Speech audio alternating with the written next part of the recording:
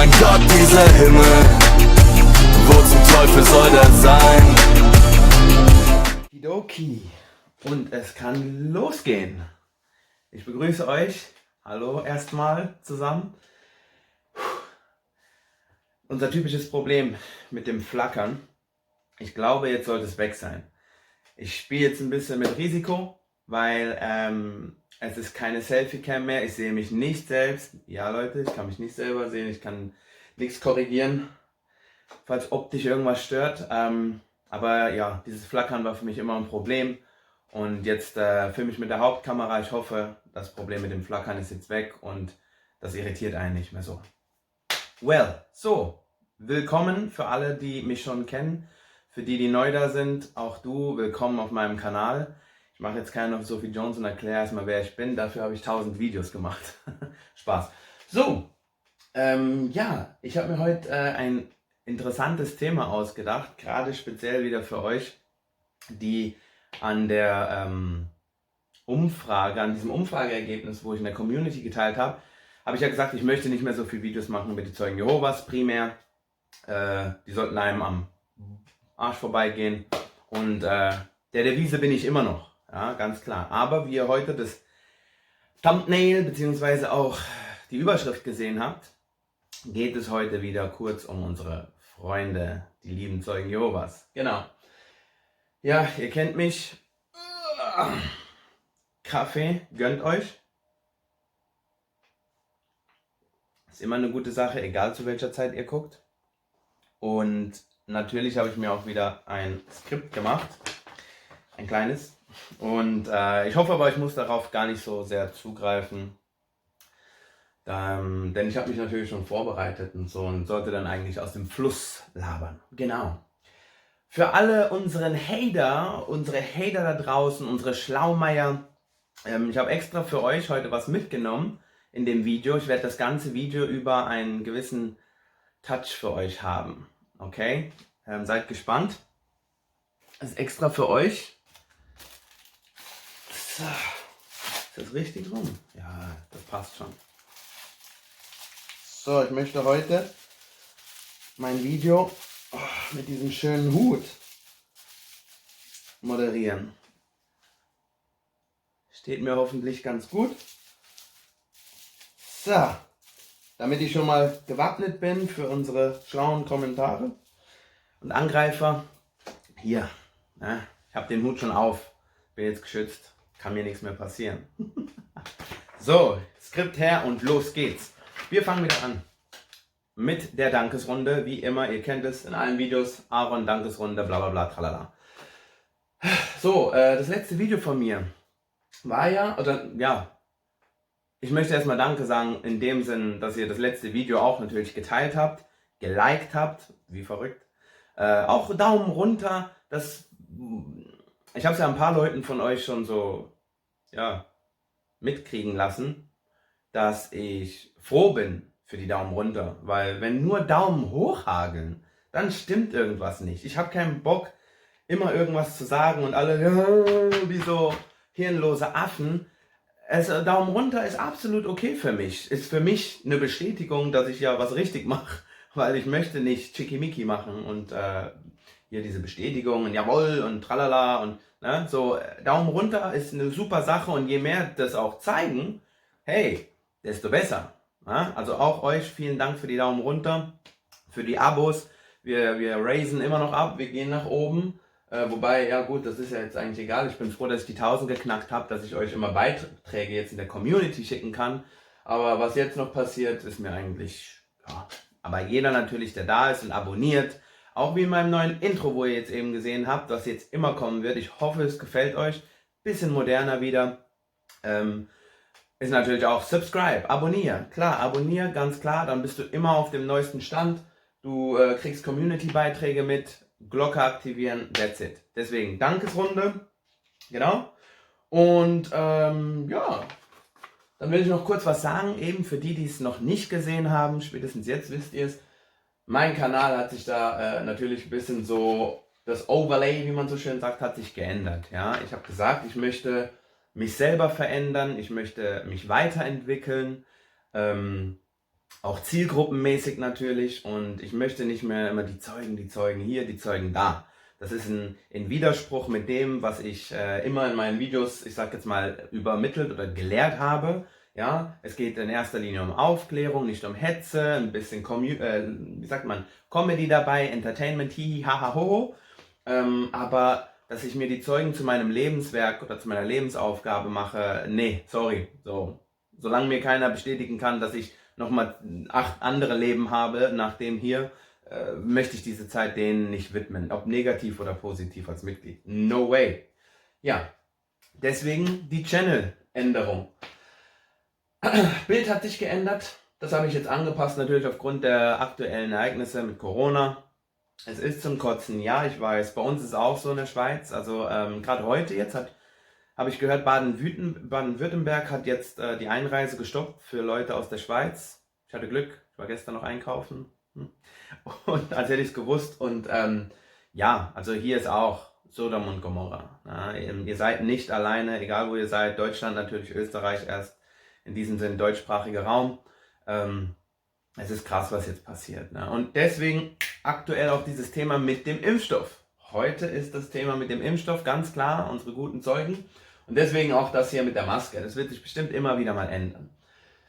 Das möchtest du nicht hören, nicht groß geschrieben. Habe ich bewusst gewählt, eben wie schon voran gesagt. Ich möchte was anderes machen. Ich möchte keinen YouTube-Kanal in Anführungszeichen mehr vielleicht haben, ja, wo Leute sagen, oh ja, toll, bravo, was du sagst. Auf der einen Seite muss es natürlich so sein, weil sonst hast du keine Zielgruppe und zu wem redest du überhaupt? So, wenn du Leute ja nur angreifen möchtest, ist ja auch irgendwo falsch. Also, deine Videos gucken ja nur Leute, denen das gefällt. Versteht ihr, was ich meine? So, aber im Großen und Ganzen werden hier oft jetzt Videos kommen, wo einfach Themen angesprochen werden oder ich Aussagen mache, wo ich ein paar Leuten auf den Schlips trete. Und das ist absolut okay. Ja?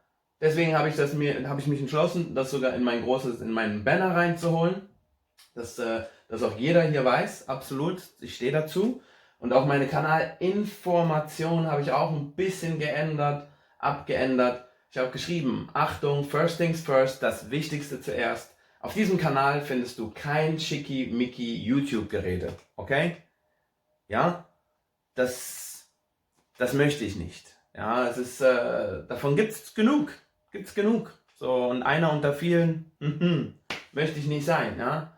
Ich habe es auch hier nochmal geschrieben, ich werde oft das sagen, was viele nicht hören, / ansprechen wollen, denn ich suche und brauche hier keinen Zuspruch. Dislikes sind also willkommen. Ja, also es muss nicht jeder meiner Meinung nach sein. So, das ist ganz klar. Wir sind hier auch nicht bei den Zeugen, kein Monopol. So, versteht ihr, was ich meine? Ihr könnt alle offen eure Meinung äußern und das ist auch gut so. Ja? Genau, und dann geht's los, dass ich alle willkommen heiße. Ne? So viel zu mir und zu dem Kanal nochmal. Aha, da labert er wieder. Genau, hat sich jetzt geändert. Ich hoffe, für euch ist das trotzdem noch okay, ja? Auch wenn jetzt natürlich ein paar Leute bestimmt gegangen sind. Aber was soll ich sagen, die tut es mir nicht leid. Ne? Es ist wie ein erfolgreiches oder ein Unternehmen, wo einfach seine Linie gehen möchte und treu bleiben möchte. Und wenn andere sagen, nö, jetzt passt es mir nicht mehr, dann steht es jedem frei zu gehen, ganz klar. So, und auf eine Sache... Ich hoffe, die Kamera läuft noch, ey. Ich mache sonst immer mal einen Cut und so reingucken. Das wäre schade, wenn das nachher nicht mehr läuft. Auf eine Sache wollte ich auf jeden Fall noch kurz drauf eingehen. Und zwar das Thema nochmal mit Sophie Jones. Sophie Jones, ja, leidendes Thema. Es tut mir leid, aber ich habe das Gefühl, viele von euch haben es einfach nicht verstanden. Ich habe wirklich das Gefühl, viele haben es nicht verstanden. So, ja, aber Aaron, ihr seid doch alles Ex-Zeugen, ihr müsst zusammenhalten und so, tralala. Nein, wer, wo, wer sagt das? Wer sagt, dass auch Ex-Zeugen zusammenhalten können oder müssen? Können natürlich, aber müssen. Wo, wer? Jeder von euch, wo das behauptet, labert Bullshit. Sorry, entweder wart ihr ja eh nie Zeugen oder seid jetzt Ex-Zeugen, dann habt ihr eigentlich eh nichts zu melden. Oder aber auch, wenn ihr Zeugen wart. nur weil man zusammen so dumm war und einer Religion angehört hat, die einen ein bisschen mehr, die anderen haben es eben nie gefühlt so richtig, die anderen haben sich taufen lassen, auch so ein bisschen als Mitläufer und so, Druck dahinter, egal was der Grund war. Wir waren alle in dieser Scheiße drinne, haben uns verarschen lassen, manche, okay, gut, ja klar, durch die Eltern bist du mit reingekommen, blieb dir eine Wahl? Nein. Aber das heißt nicht, dass wenn unsere Wege sich jetzt trennen, sprich, wir hatten ja eigentlich nie einen Weg zusammen, aber dass du jetzt ein Ex bist und ich bin ein Ex-Zeuge und der auch, dass wir alles cool haben miteinander und dass ich die Meinung vertreten muss, die jetzt alle haben, das ist Bullshit. Und jeder, der von euch das im Kopf hat, wirft das weg ganz schnell. Das ist schon fast gefährlich. Das ist absoluter Quatsch. Dieser eine Kommentator da bei mir unter den Videos, Tom nennt er sich, Pseudonym Tom. Keine Ahnung, wer das ist. Aber ich muss sagen, Hut ab, auch ein paar andere. Ich kann mir nicht alle merken, aber dieser Tom, der hat Gas gegeben. Spricht mir oft, hat viele Sachen gesagt, wo wirklich wahr sind. Ja? Ob konstruktive Kritik, wie auch immer, Hetzen.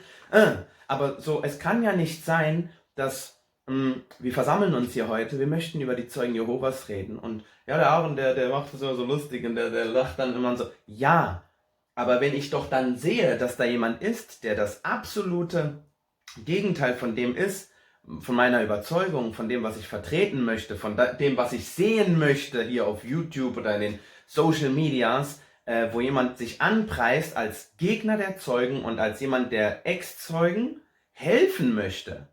Und ich sehe, da sind so viele Faktoren und Indikatoren, wie man sagt, wo gar nicht passen.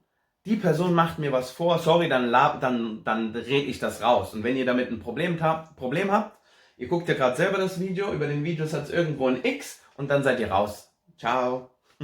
So, das können wir nicht gebrauchen. Das ist, dann ist man blind, ja. Man kann sich immer über die Zeugen Jehovas lustig machen und sagen, oh, wie blind und dann muss man doch rauskommen, das müsste man doch merken. Aber dann nachher, wenn man draußen ist, dann ist auf einmal alles willkommen. Und du hast so, Mann, ihr müsst trotzdem scharf bleiben im Verstand. Trotzdem, ja. Und was ich mit der Sophie Jones meinte, nochmal um auf das Thema zurückzukommen. Versteht es als Hetze, versteht es als Lästerung, sie hops nehmen, wie letztendlich ihr das aufnimmt, ist euer Ding. Ja? Ich möchte nicht sagen, es ist mir egal, weil wenn es mir egal wäre, dann würde ich mich jetzt nicht nochmal kurz erklären dazu. Aber ich habe das auch schon angesprochen im letzten Video, glaube ich. Einfach mal abgesehen jetzt von dem, wie die Videos sind, ob jetzt monoton, langweilig. Wayne, es gibt viele YouTuber da draußen, ich habe auch diesen Tobis Kanal angesprochen und so. Ich kaufe viel mehr Leuten ab, dass sie wirklich selber Interesse daran haben, ja, über die Zeugen aufzuklären oder auch eine Community aufzubilden oder zu bilden, aufzubauen, um Leuten wie euch oder Aussteigern zu helfen, ja, aus tiefstem Herzen, christlich, wie auch immer, kaufe ich sehr vielen Leuten ab. Einer Sophie Jones aber nicht. Und es sprechen auch viele Sachen wirklich einfach dagegen. Die habe ich euch im letzten Video gezeigt. Und jetzt komme ich nochmal mit einer Sache, ein allerletztes, ich sag die Wörter nicht, Mal. Und wer es dann nicht verstanden hat und kommt mit, ja, lass sie doch Werbung einblenden, sie meint es doch nur in ihrem tiefsten Herzen bestimmt gut und, oder den liebsten Spruch, wo ich liebe, sorry, wo ich am liebsten höre, der Balken in deinem Bruders Auge kannst du sehen, siehst aber nicht den Balken in deinem eigenen Auge. Alter, sorry, ich glaube unter deinem Kommentar steht sogar, das ist so, ich glaube du bist sogar ein Zeuge oder ein Ex-Zeuge, das ist so das Argument, wo die Zeugen immer bringen, wenn sie einfach das Gefühl haben, oh Mist, der hat jetzt was gesagt, aber jetzt müssen wir irgendwie ihn mundtot machen. Zeig nicht mit dem Finger auf andere, während 3 auf dich zeigen, so nach dem Motto, oder 4 sogar. Gell? Das sind so Sprüche. Aber ich lösche es ja nicht mal. Seht ihr, es herrscht hier keine Zensur. Ich lasse alles unter meinen Videos da stehen. Weil ihr könnt euch gerne ab und zu selber sogar dann zum Affen machen. Die Leute geben euch dann die Antwort. Das muss nicht mal ich tun. Das ist der Hammer. Ne? So, und jetzt eben, hier und jetzt, speichert euch die Minute ab, wie auch immer. Ich zeige euch jetzt was, warum ich der festen Überzeugung bin, hinter dem Statement, wo ich zuletzt gemacht habe, in meinem Video, bam, hier, ihr habt es gesehen, der Sklave Jehovas, die Umfrageergebnisse und Sophie Jones, wo ich über sie rede. warum ich nicht so enden möchte wie sie und warum ich das Gefühl habe, dass sie ein falsches Spiel treibt. Ja? Auf Nacken, auf dem Status, auf diesem Brandmal. Ich war Ex-Zeuge Jehovas. Ich brauche diese Community, weil die ist recht groß. Ja? Deutschland, Österreich, Schweiz, deutschsprachig. Und schleichend, was ich lustig finde, weil die macht es ja nicht mal schleichend, probiere ich ein bisschen Gewinn dadurch zu machen und eigentlich mehr die Message den Leuten zu geben, hey, frag doch mal nach, woher ich komme, wie groß ich bin, wo ich in Urlaub gehe, was für Kleider ich gerade trage, was habe ich für Tattoos. Die Zeugen gehen unter, aber du möchtest diese Leute als deine Community haben. Und viele Leute haben es schon erkannt. Let's go, ich zeige es euch jetzt. Sophie Jones, da ist ihr Kanal. Alles schon vorbereitet, damit es heute schneller geht. Hoffentlich. So, ey, mein Video ist jetzt 14 Tage her, knapp 2 Wochen. Wie viele Aufrufe hatten wir damals noch, vor 2 Wochen? 11.000? 10, 12? 15 im besten Fall? 20? Keine Ahnung. Ich weiß nicht, ob man es jetzt sehen kann, aber guckt mal jetzt nach. Egal wann ihr das Video jetzt guckt, schaut mal nach, wie viel die gute Frau jetzt auf einmal hat. Ist es wegen meinem letzten Video, wegen meiner Werbung? Falls ja, Sophie, du darfst dich bei mir bedanken, weil du hast ja 8-mal oder 10-mal Werbung geschaltet. Du verdienst ja jedes Mal, mit jeder Werbung verdienst du. Die Gute hat jetzt heute, anno 22. Dezember, 37.000 Klicks, für ein Video, wo sie vor 2 Monaten hochgeladen hat, und vor ein paar Wochen noch 20.000 Klicks oder so weniger hatte, aber eben, ich hoffe, ihr seid da, die so gutgläubig seid, und immer so besserwisserig. Vielleicht habt ihr gar keine Ahnung von Social Media, aber ich hoffe, ihr guckt euch mein Video jetzt weiterhin an. Ihr könnt nachher gerne abschalten, aber das hier, ihr vertretet ja Sophie Jones und ich hoffe, ihr könnt das dann auch alles belegen, wie ich es jetzt tue. 37.000 Klicks in 2 Monaten und das letzte Video hier, nochmal vor 11 Monaten, einem Jahr. Wir haben hier 4.000 Klicks, 5.000, 3.000 Aufrufe, 1.000. Das hier waren ja sowieso Platzpatronen, weil niemand wollte persönliche Infos über sie wissen. Deswegen hat es nicht mehr so viele Aufrufe wie ihre Abonnenten. Und dann kommen hier mal 3.005, 4, das hat sogar abgenommen und dann auf einmal mysteriös 37.000. Entweder durch Werbung von mir, was ich mir nicht vorstellen kann, weil ich bin ein kleiner Fisch im YouTube-Teig, habe ich euch schon mal gesagt. Oder die Gute pusht sich ein bisschen hoch, damit es in den Trends erscheint und so Sachen, Aber ihr glaubt das ja nicht, Ihr glaubt ja nicht, das ist die Sophie Jones und das ist alles richtig so und das haben so viele geguckt. Okay, ich möchte euch noch was zeigen. Wir gingen ja letztes Mal schon mal auf Instagram. Ihr merkt, ich bin da recht in Rage, es tut mir leid. Ich weiß, Abusa, manchmal muss man runterkommen. Aber ich frage mich einfach, wie man so dumm und so blind sein kann, und einfach so gutgläubig ist, und das alles glaubt, Und für die wirklich unter euch, wo sagen, aber ihr seid Ex-Zeugen, ihr solltet zusammenhalten. Nein, Gottverdammt, nein. Ich werde definitiv niemals hinter so etwas stehen. Das werde ich nicht, Da kannst du mir ein paar Fake-Bücher rausbringen oder deine, angeblich Interesse. So, es gibt ja auch lustig so, dass sie ja sagt, auch auf ihrer privaten Homepage, sie möchte anderen Leuten helfen und man kann sie auch kontaktieren. Ich habe geguckt unter einigen Videos, unter anderem auch unter dem neuen Video. Da ist irgend so ein Mensch, wo nicht so gut Deutsch kann. Und der hat, glaube ich, 3 oder 4 Mal unter diesem Video kommentiert. Kleine Geschichte. Kein langer Text, wo man sagen könnte, obwohl ich alles lese, was ihr kommentiert sogar. Aber man weiß ja nie. So, kein großer Text. Und diese Person sagte, ey Sophie, ich brauche deine Hilfe, kannst du mir bitte... So, nichts, kein Herz gegeben, nichts, keine Antwort, gar nichts. Ein paar Tage später kommentieren andere Leute mit irgendwelchen Zuckerkommentaren. Oh, du bist so hübsch. Oh, du hast das toll gemacht. Oh, ich bin stolz für dich. Herz, alles. Das heißt, die Gute ist online und die sieht es. Für denjenigen, der da unter ihr Video kommentiert hat und mich jetzt vielleicht sieht, es tut mir wirklich leid für dich. So, ich finde es auch nicht in Ordnung, weil wenn jemand schon groß sich anpreist und sagt, ich bin hier, ich helfe euch und ich möchte, ihr könnt auf mich zukommen, ich werde Rat geben und ihr könnt mir auch unter die Kommentare schreiben, sagt sie in ihren Videos. Und dann macht man's und das ist ihr zu anstrengend. Ja, die Gute hat halt doch nicht so viel Zeit wahrscheinlich für euch. Ja, aber für andere Sachen schon.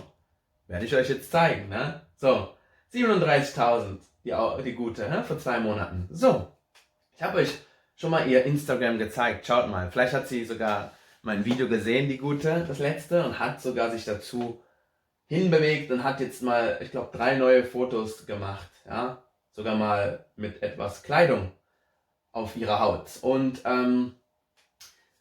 ich möchte euch jetzt was zeigen, okay? Und ich glaube, das sollte euch dann wirklich so, auch dem Letzten, der da hinten noch pfeift und irgendwie sagt, oh Mo, die Sophie Jones, toll und das hat sie verdient und das sind alles echte Menschen. Ich nehme euch jetzt wirklich Wind aus den Segeln, das reicht. Sophie Jones ist ja ihr Instagram-Profil, okay, ihr könnt es sehen, nichts verändert. Und die Gute hat jetzt wieder, anno 22. Dezember, 22,8k, das heißt 22,8.000 Abonnenten. Das ist ein verdammter Segen und verdammt viele Menschen, die man erreichen könnte, wenn es echte Menschen wären, ja? Und circa 400 hat sie abonniert, okay? Merkt euch diese Zahlen. Und sie hat 279 Beiträge, das heißt Fotos gemacht oder Videos gepostet, okay? So, das heißt, die Gute ist sehr aktiv, sie selber, ja, ist sehr aktiv. Verdammt viele Abonnenten, 22,8.000, da können wir uns alle, glaube ich, einig werden, das ist viel. Und sie selber folgt 400 Leuten, so wahrscheinlich irgendwelchen Beauty Queens und so. Okay. Ich habe euch jetzt mal zum Vergleich für die Ladies unter uns, die heute zuschauen, ich weiß nicht, ob ihr den Bachelor guckt. Jeder weiß, glaube ich, die Fernsehsendung Der Bachelor. Gibt es in Deutschland und in Frankreich. Und Frankreich wahrscheinlich auch. Gibt es in Deutschland und der Schweiz. Und ich habe jetzt die aktuelle Bachelor, nicht Folge, aber Staffel, ja, hier in der Schweiz. Kleines Land, okay. Ist jetzt vorbei, ja, und der hat sich jetzt für einen entschieden und so und hatte natürlich hier seine 1000 Frauen, ja, konnte da aussuchen und ich habe extra sogar mehrere angeguckt, aber ich habe eine genommen, die nicht super speziell ist, die auch nicht gewonnen hat, nicht, dass mir nachher kommt, ja, aber die hat ja jetzt Hype, no, so, ich habe eine Kandidatin genommen, die beim Bachelor war, um zum gucken, okay, so, vergleicht jetzt mal die Zahlen, auch ein junges Mädel, hübsch wie Madame Jones, vergleicht. Sophie Jones und die gute Frau heißt, glaube ich, Xenia. So, Vakur Laiki. So nennt sie sich jedenfalls. So, warum habe ich sie ausgewählt? Die Frau ist nicht so aktiv, hat nur 41 Beiträge, also sprich 41 Fotos, Videos und so gepostet, ja? Hat 6.500 Abonnenten, also mehr als die Hälfte von Frau Jones. Und hat ca. 428 abonniert, sie selber. Also da kommen die beiden sogar auf selber. Wobei das nicht so viel einen Unterschied macht, weil die folgen ja nur anderen Leuten. Ja? Das heißt ja nicht, dass die Leute das sehen. Meistens folgt man ja aber zurück. So, warum habe ich euch jetzt sie geholt? Abgesehen mal, klar, auch hübsche Mädel und so, möchte ich euch was zeigen. Sophie Jones, aktiver, viel mehr Abonnenten. Und jetzt guckt mal, was mir aufgefallen ist. Ich bin ja jetzt am PC, mit dem Handy kann man das nicht, da müsstet ihr draufklicken. Wenn man mit der Maus über ein Foto fährt, sieht man die Likes-Anzahl, Daumen hoch, und die Kommentare. Ich nehme nur diese letzten 3. Sophie Jones mit 22.000 Abonnenten hat 300 Likes, 17 Kommentare.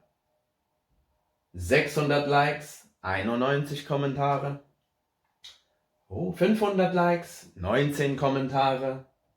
Gehen wir sogar weiter. 700 Likes, 400 Likes. Hier ihr Buch. Riesenwerbung gemacht. 400 Likes.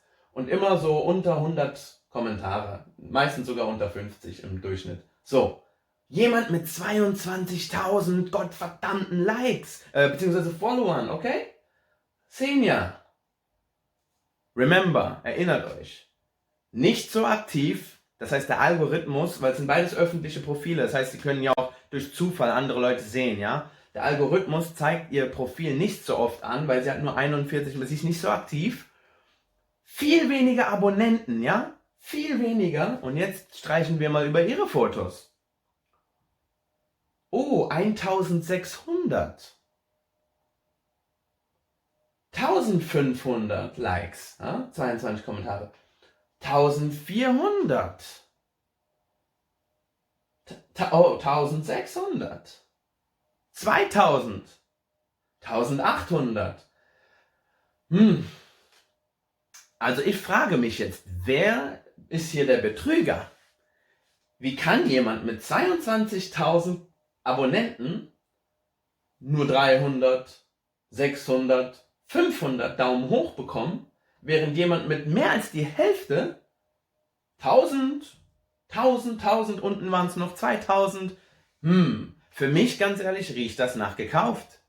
Weil du kaufst dir Follower, so sieht man das Erste, was ja passiert, wenn jemand auf Instagram auf ein Profil geht, ich hatte es ja auch mal vor 1000 Jahren, ist, er sieht, oh, wie viele Abonnenten hat er, wie viele Leute folgen ihm, oh, er ist berühmt, ich habe 20.000, versteht ihr, was ich meine? So.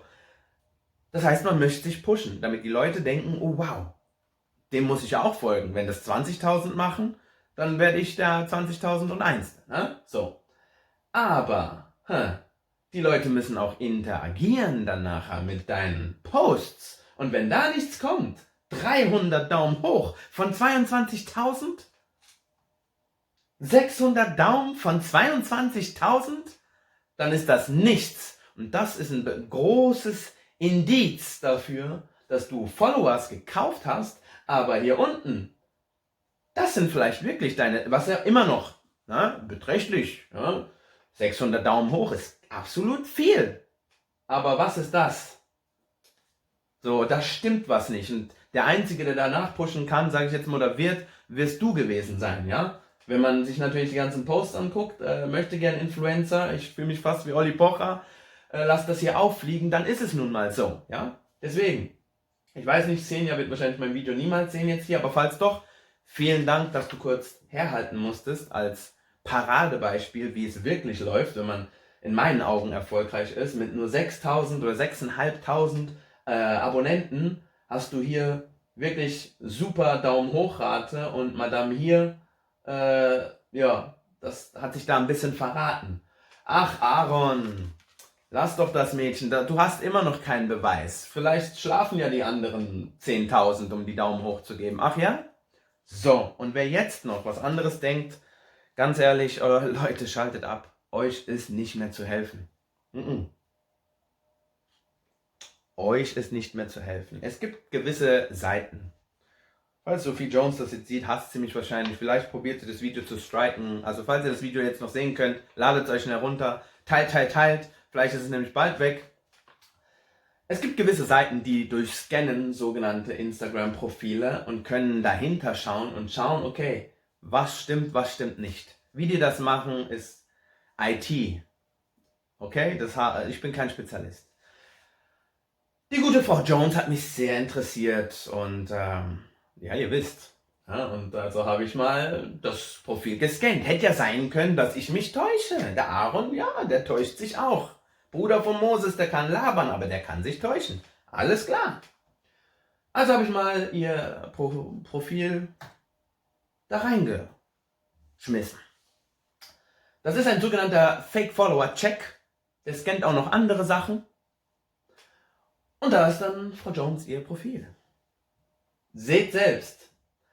22,9 Follower, das war also sogar noch, weil das ist Stand Dezember, am 11. Dezember. Es sind jetzt also 11 Tage her. Wahrscheinlich machen die das routiniert, wie auch immer.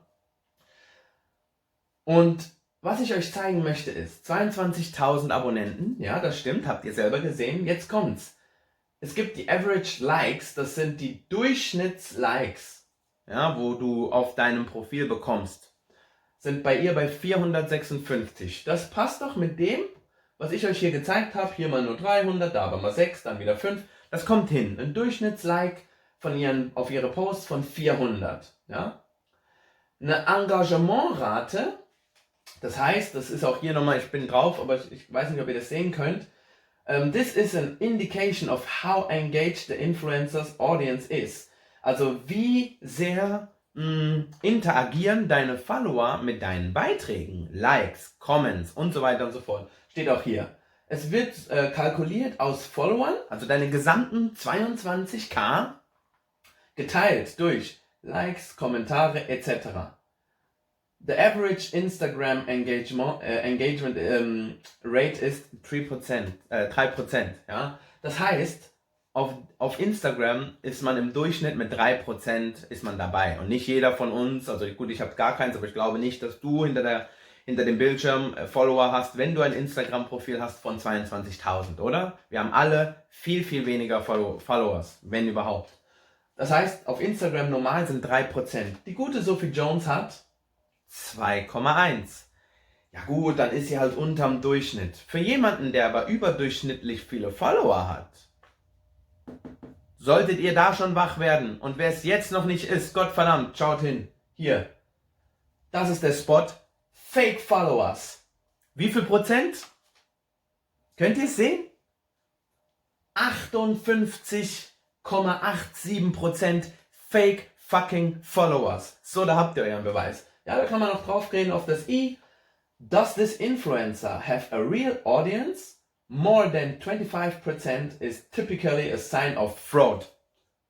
So, für die nicht Englisch können, ich kann es euch gerne nochmal übersetzen, was hier steht.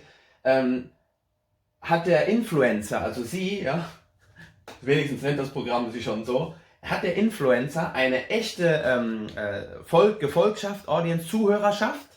Mehr als 25% ist ein typisches Zeichen für Betrug, dass jemand Follower gekauft hat. Mehr als 25 ist Betrug. Die Gute hat 58,87. Doppelt so viel, mehr als doppelt so viel.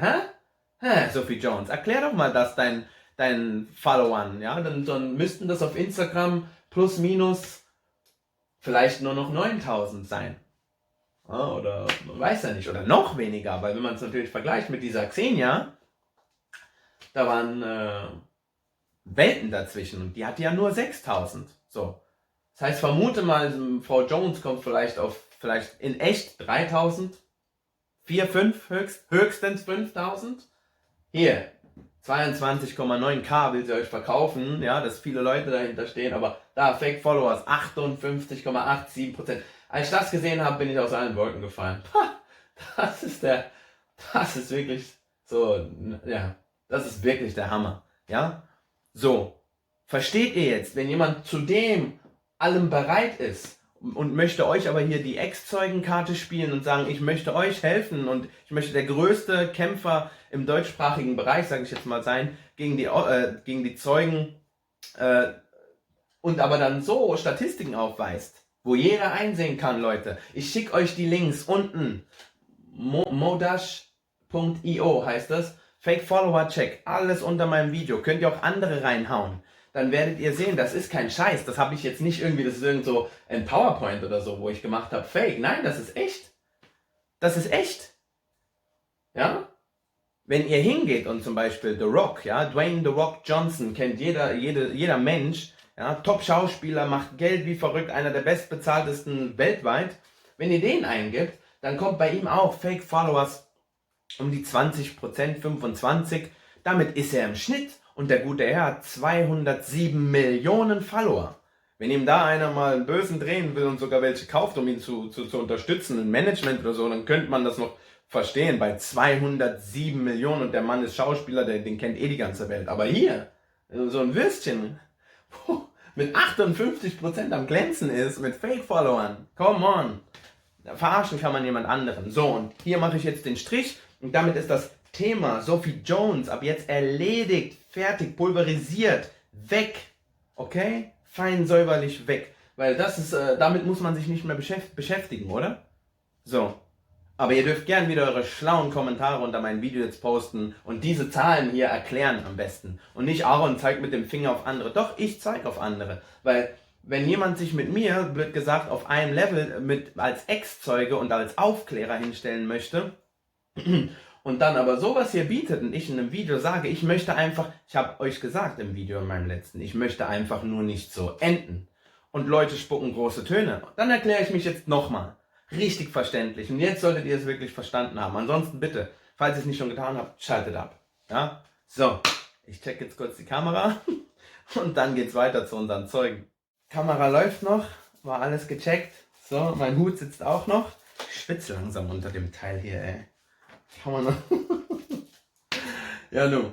Also, Sophie Jones, fertig. Ich habe mir jetzt überlegt, wegen den Zeugen, ja. Zeugen Jehovas sind erstmal natürlich ein Thema, wo wir immer wieder hatten. Und jetzt aktuell auch wegen der Corona-Impfung ist es ein großes Thema. Und ich habe einfach für mich gesehen und herausgefunden, ich komme zu dem Entschluss, Zeugen Jehovas dürfen sich nicht gegen Corona impfen lassen. Basta!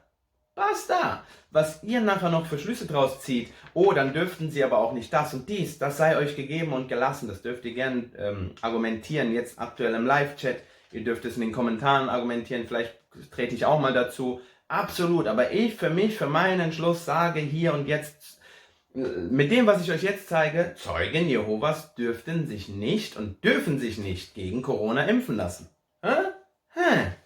Gehen wir mal hin.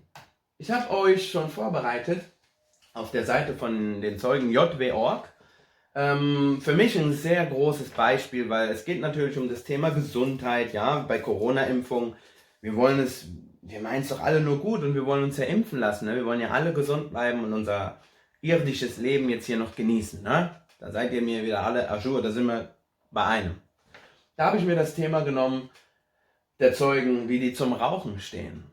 Ja, weil da fand ich sehr, sehr interessante Parallelen, wo ich einfach gedacht habe, okay, gucken wir uns das mal an, was die Zeugen beim Rauchen sagen. Wie kann man das denn dann bitte auf den Impfstoff beziehen? Ja? Wird man da auf einmal anders sein? Kommen dort Widersprüche? Schaut hin. Wie steht Gott zum Rauchen? Ist ein Artikel von einem Titelthema dort, von einer Ausgabe. Und ich habe mir das Ganze natürlich schon ein bisschen angeguckt und probiere auch nicht so oft auf mein Blatt Papier zu gucken. Es sind 3 Themen untergliedert beim Rauchen. Ja? Zum ersten kommt, Rauchen macht süchtig. Ja? Und dann wird hier natürlich erstmal gesagt, okay, warum das nicht gut ist und so, Zigaretten, wie viel Nikotin, bla bla bla, tralala. Und dann wird natürlich mit der Bibel wird natürlich wieder argumentiert. Ja? Was spricht gegen eine Sucht? Und dann kommen sie hier, Brief an die Römer, Römer 6, Vers 16, ja, ihr seid die Sklaven dessen, dem ihr gehorcht. Ja. Dann kommt unten noch so ein ganz schlauer Satz wieder, bin ich meiner Zigarette hörig oder gehorche ich Gott? Was die Zeugen Jehovas damit sagen möchten ist, ich glaube, es kommt hier unten nochmal ein bisschen weiter, und das ist auf jeden Fall, wird hier beschrieben, damit ihr nicht alles lesen müsst, aber ich verlinke wieder alles, dass es nicht heißt, doch, das sind Fakten, so, da habt ihr die Quellen, ja. Im Großen und Ganzen geht es darum, dass man nicht Sklave von etwas sein soll und nachgeben soll. Ja, das möchte Gott nicht. Okay, ja, und so dazu gehört ja dann auch die Sucht, weil ich gebe ja etwas nach. Ich bin darauf angewiesen für mich selbst. Ich mache etwas mir zur Sucht. Aha.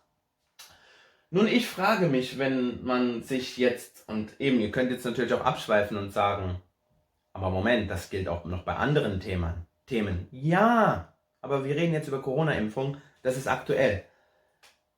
Nehmen wir an, ja, du nimmst eine Corona-Impfung und aktuell sind noch nicht viele Sachen erforscht worden und so weiter und so fort. Und du musst jetzt nachher ein anderes Medikament nehmen, weil die Impfung hat etwas bei dir ausgelöst, Autoimmun, wie auch immer, und du musst jetzt auch etwas nehmen. So, zuhören, du bist in diesem Moment nicht, weil viele gehen hin, und damit möchte ich diesen Text hier nämlich zerlegen. Viele gehen hin und sagen, ja, Moment, aber mit Sucht ist die Sucht gemeint, dass der Körper nachher hier Nikotin am Schreien, Alkohol, ne? So, Sucht. Nein. Sucht heißt, wenn du das Gefühl hast, etwas immer wieder zu brauchen. Das kann also auch eine logische Sucht sein. Etwas, blöd gesagt, Beispiel, es gibt Leute im Sport, die nehmen irgendwelche, sag ich jetzt mal, Substanzen, ja, ob jetzt Anabolika, Steroide, wie auch immer, so, und die machen nicht süchtig. Aber es kann dich im Kopf ja süchtig machen, so dass du das Gefühl hast, ich brauche das immer wieder, ohne das bin. So, es macht nicht süchtig, ist aber genau dasselbe. Selber Effekt, also es kommt nicht nur auf Nikotin, Alkohol, Heroin und so Sachen an. Nein.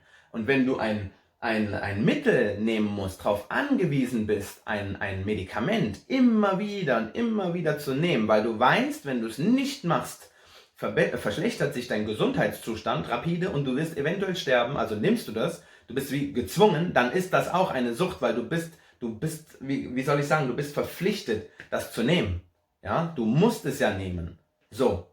Das hat ja nichts damit zu tun, dass dein Körper danach schreit. Dein Körper ist dein Gehirn doch auch. Gehört zum Körper, sind wir uns alle einig, oder? Also dein Gehirn sagt dir, ich muss es ja nehmen. Ist indirekt auch eine Sucht. Ja? Das ist Thema Nummer 1. Nummer 2, beim Rauchen. Und da bleiben wir ein bisschen länger. Oder nehmen das mal auseinander. Rauchen ist gesundheitsschädlich. Ja? Und dann kommt natürlich wieder... Du sollst Jehova, deinen Gott, lieben mit deinem ganzen Herzen und mit deiner ganzen Seele und mit deinem ganzen Sinn. Matthäus 22, 37. Korrekt. Ist okay. Kann ich auch keinen Einwand wieder sagen. Rauchen ist gesundheitsschädlich. Ist bewiesen und da sind wir uns einig. Dann kommt wieder der schlaue Spruch von den Zeugen Jehovas.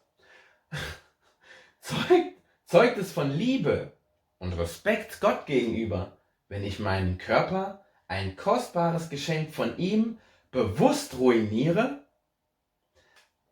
Im Umkehrschluss heißt es, wenn wir das anders formulieren oder in eine andere Frage formulieren, es zeigt keine Liebe und ich habe keinen Respekt gegenüber Gott, wenn ich meinen Körper bewusst ruiniere, oder? Richtig. So, da habe ich mir jetzt mal was notiert zum Thema gesundheitsschädlich. Wegen dem Impfstoff, ja? Weil man kann nicht einfach so blind hingehen und ich hoffe, ihr seid noch dran, gerade die Schlümpfe wieder. Man kann nicht hingehen und sagen, ja, aber Moment, gesundheitsschädlich bedeutet ja in dem Sinn nur so eine direkte ein direkter Gesundheitsschaden. Ja? Ich rauche, meine Lunge, Alkohol, Gift. So, versteht ihr was ich meine? Ich schlage mir irgendwo mit einem Messer rein, blute, Schaden, Zellen kaputt, Gewebe. Das ist nicht nur gesundheitsschädlich. Es gibt auch noch anderes Gesundheitsschädliches. Und vor allem, wenn du dich bewusst dazu entscheidest, und falls ein Zeuge Jehovas heute zuguckt, dann schalt besser ab, weil am Ende dieses Videos habe ich dir Sachen gezeigt und wenn du dich dann ja dazu entscheiden würdest, dich gegen Corona zu impfen, jedenfalls mit den Impfstoffen, dann hast du bewusst gerade gegen eine Anweisung von eurer Homepage, von euren paar kleinen Göttern, leitende Körperschaft, hast du bewusst dagegen verstoßen, ja? Guckt her. Das ist eine hohe Seite, gell? Hohe Seite, das ist kein Scheiß, wo ich euch zeige. Könnt ihr alle nachgucken, gesundheitsinformation.de, ja? Wieso habe ich die aufgemacht oder schon drinne? Dort werden die Impfstoffe, die aktuell sehr hoch sind und im Rennen und ja mittlerweile auch zugelassen worden sind, auch hier in der Schweiz, werden die Impfstoffe nochmal kurz behandelt, ja? Guckt euch das an, da haben wir den von Moderna, mehr vertreten noch in Amerika natürlich, und den von BioNTech Pfizer, diesen BNT 162b2. So, das sind ja sogenannte DNA- oder mRNA-Impfstoffe. Müssen wir mal kurz gucken, ob die Kamera läuft. Läuft noch. Okay. Mein Hut ist auch noch da. So, genau. Und hier möchte ich euch jetzt mal kurz zeigen, ja, hier wird drauf eingegangen auf die Impfstoffe. Tolle Seite, ja, ihr könnt selber gucken. Art des Impfstoffs und für wen ist es zugelassen und, ja. Und da wird dann auch gezeigt, eben zum Beispiel dieser mRNA enthält den Bauplan, Gen, für ein Eiweiß. Ich möchte euch das jetzt nicht alles, ihr könnt das selber machen in eurer Freizeit, ja. Da muss auch jeder, ich finde, da muss jeder eine Portion, nicht Angriffslust, aber eine gute Portion Interesse, Selbstinteresse haben, weil früher oder später wird das Thema kommen. Bei dir, bei deinen Bekannten, Verwandten, ey, hast du dich schon geimpft? Falls du eine Arbeit suchst, falls du schon am Arbeiten bist, ey, müssen wir uns jetzt impfen lassen? Das Thema wird jeden von euch treffen. Macht euch selber schlau, ja? Auf jeden Fall, was ich euch zeigen möchte, aufgrund von unseren Zeugen hier und ob sie sich impfen lassen dürfen. Da wird alles gemacht, wie wird die Impfung ablaufen, wie wurde der Impfstoff untersucht, Arten und so weiter und so fort, welche Nebenwirkungen traten auf, dann sieht man so, aha, Schmerz an der Einstichstelle, ja, und Schwellung der Lymphknoten und so. Und dann siehst du ungefähr, bei wie viel Prozent, ja, das so passiert ist bei den Probanden. Und was ich sehr interessant finde, ganz am Schluss, ja, das kann ein Pro-Impfstoffartikel sein, was es, glaube ich, sogar auch ist. Aber mich interessieren diese krassen Fragen am Schluss. Und ich muss ehrlich für mich sagen, diese Fragen, solange man die mir nicht beantworten kann, sorry but not sorry, so ist es mir zu heftig. Welche Fragen sind noch offen? Und das gilt auf beide Impfstoffe übrigens, auch wenn wir jetzt hier bei dem von Moderna sind, der dann hauptsächlich in Amerika auch zugelassen wird. Wo wohnen die meisten Zeugen Jehovas auf der Welt? Danke. Wie lange hält der Impfschutz an? Ist aktuell unklar. Ja? Vor allem in einem anderen Beitrag, ich weiß nicht, ob wir den noch sehen werden, ist bewiesen, dass gerade die DNA-Impfstoffe mit den Genen, wo dann gegeben werden, also diese DNA- oder mRNA-Impfstoffe, noch nicht bewusst dich auf Langzeit impfen können. Das heißt, du brauchst immer wieder eine Impfung. Ist bewiesen. Geben sie ja aktuell sogar selber zu. So, also wie lange hält der Impfschutz an? Gibt es seltene Nebenwirkungen, die sich in der Studie nicht zeigten? Ist unklar. Ja, natürlich. Corona wurde dieses Jahr offiziell, sage ich jetzt mal, entdeckt. Und dieses Jahr kamen Impfstoffe raus und wurden jetzt sogar schon zugelassen. Wie willst du denn in der Zeit schon eine Langzeitstudie zu machen? Zeit kann kein Mensch simulieren. Merkt euch das. Merkt euch diesen verdammten Satz. Zeit kann kein Mensch simulieren. Es geht nicht. Es geht nicht. Wir sind ja nicht bei Zurück in die Zukunft. Es geht nicht. Und es braucht es bei so etwas. Sonst wäre das nicht gang und gäbe. Aber wir kommen noch dazu. Gibt es verzögerte Nebenwirkungen, die sich erst Monate nach der Impfung zeigen? Dann kommen noch andere Fragen. Wie gut schützt die Impfung vor Langzeitschäden durch Covid-19? Okay, gut, könnte ja passieren. Ja. Es sind so viele Fragen, aber vor allem diese hier mit diesem eben. Gibt es verzögerte Nebenwirkungen, die sich erst Monate, Jahre nach der Impfung zeigen? Wie willst du diese Frage denn jetzt beantworten? Kannst du ja gar nicht, weil diese Impfstoffe dieses Jahr rausgekommen sind, als der Virus erst entdeckt worden ist. Offiziell entdeckt, der kam ja schon angeblich letztes Jahr. So, aber wisst ihr, was ich meine? Logisches Denken. Ich möchte diese Seite hier abschließen und sagen, wenn du ein aktives Mitglied der Zeugen Jehovas bist und du diesen Grundsatz hier, den wir auf der JW-Org-Seite hatten, mit bewusst deinen Körper ruinieren und du dich entscheidest für den Impfstoff, dann hast du gegen eine Regel verstoßen, dann bist du kein Zeuge Jehovas, dann hast du Gott mit Füßen getreten, keine Liebe und keinen Respekt gezeigt, Jehova Gott.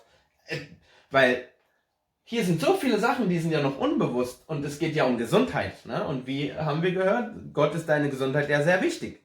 Wenn diese Fragen nicht beantwortet sind, dann darfst du dich nicht gegen Corona impfen lassen. Das ist so. Dann habe ich hier noch eine Seite. Schweizerische Ärztezeitung ist auch kein No-Name, okay? Hier möchte ich euch noch schnell was zeigen. Auch unseren Zeugen, und es ist auch hoffentlich interessant für alle anderen Leute, die zuschauen. Weil es sind ja auch Dinge, die wusste ich so auch noch nicht. Ja? Die Schweizerische Ärztezeitung ist auch absolut, ich bin in letzter Zeit sehr vorsichtig mit diesem Ausdruck, das wissen auch alle, die mit mir zu tun haben. Mit diesem Ausdruck unabhängig. Heutzutage muss man wirklich aufpassen, wen kann man vertrauen und wer ist angeblich wirklich unabhängig. Ist man unabhängig, wenn dein größter Geldgeber die und die Person ist, die und die Interessen hat? Also passt auf, wenn jemand sagt, es ist eine unabhängige Quelle, unabhängiger Tester, unabhängiges Forum.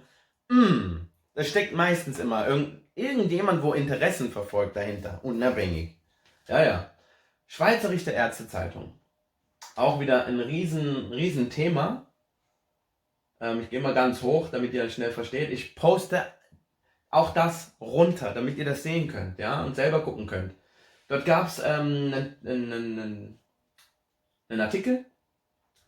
Genetische Impfstoffe gegen Covid-19, Hoffnung oder Risiko? Und dann erklären die hier erstmal natürlich die Biologie von SARS-CoV-2 und so weiter und so fort, dann die Impfstoffe aktuell, wie die Verfahren sind auf der Welt, prozentual gesehen, genbasierte Impfstoffe, was ist das nochmal genau?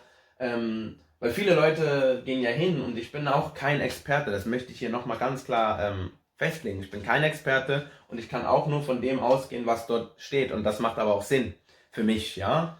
Und für viele andere Menschen auch. Ja? Genbasierte Impfstoffe greifen, wie der Name schon sagt, auf deine DNA, auf deine Gene hier ein. Ja? Viele sagen, nein, aber es geht nicht aufs Erbgut und so. Okay, gut. Die meisten, die sowas sagen, sind aber keine Laboranten, Chemiker oder sonst irgendwas, sondern 0815 Menschen wie du und ich und haben es auch irgendwo gelesen. Letztendlich, und das ist meine Meinung, kann niemand wissen, wenn du dir irgendwas reinspritzt, wissen, was da drin ist in dieser Flüssigkeit, außer der es hergestellt hat. Ist es so oder ist es nicht so? So. Die erklären hier erstmal ein bisschen so, damit man in die Materie reinkommt. Dann DNA-basierte Immunisierung, was bedeutet das? Und für mich und auch für die Zeugen Jehovas und auch für dich sollte das hier interessant sein. Ich möchte mal hier oben anfangen. Verzeiht mir jetzt schon, wenn ich bei diesem Fachchinesisch Sachen vielleicht falsch ausspreche. Ich fange mal hier an. Bei Toleranzentwicklung, es geht also im Großen, noch schnell, dass ihr wisst, worum es hier geht, geht es darum, was passiert, wenn diese Boten von diesem mRNA-Stoff, zum Beispiel, man sagt, zu viele, die machen dich so wie eine Immun dagegen. Ja, also unerwünschte Autoimmunreaktion, genau. Ja, und dass man dann Probleme dadurch bekommen könnte. Darum geht es hier so ein bisschen. Ja, und dann kommt hier bei einer Toleranzentwicklung gegen das Antigen könnte es zu Spätfolgen mit verminderter Immunantwort gegen verwandte Erreger kommen. Verwandte Erreger, Coronavirus, man weiß ja, die Coronaviren sind nichts Neues. So, das heißt aber, und das ist jetzt, sorry, ich finde es so geil, dass ich das Video gerade heute gemacht habe, weil gerade gestern kam jetzt erst raus, glaube ich war es, dass das Coronavirus jetzt wieder mutiert ist in Großbritannien. Da geht ja gerade die Hölle ab. Habt ihr gesehen, was dort abgeht an den Grenzen, auch Frankreich, der Eurotunnel, wie viele LKWs dort stehen, das ist der Hammer, sieht nach Endzeit-Szenario aus. So, Mutation, nicht mal ein Jahr später. So. Und da wird noch gesagt, es kann passieren bei einer Toleranzentwicklung, also sprich, wenn du dich geimpft hast, nicht verwechseln. Wir reden hier von Leuten, die sich das Zeug dann schon gespritzt haben. Bei einer Toleranzentwicklung gegen das Antigen könnte es zu Spätfolgen mit verminderter Immunantwort gegen verwandte Erreger kommen. Heißt, verwandte Erreger sind Coronaviren, einfach eine andere dann wieder, dann wird es Covid-20 sein. Dann hast du eine verminderte Immunantwort. Eventuell, könnte. Es kommt immer irgendwo das Wort könnte zu Spätfolgen kommen. Und das Wort könnte will ich hier nicht hören. Möchte ich eigentlich nicht hören. Es geht weiter. Die Immunogenität der DNA-Impfstoffe ist vergleichsweise gering, sodass nach derzeitigem Stand Wiederholungen der Immunisierung nötig und die Langzeitwirkungen nicht ausreichend gesichert werden. Das ist das, was ich euch eben gesagt habe. Bitte schön, da habt ihr es nochmal.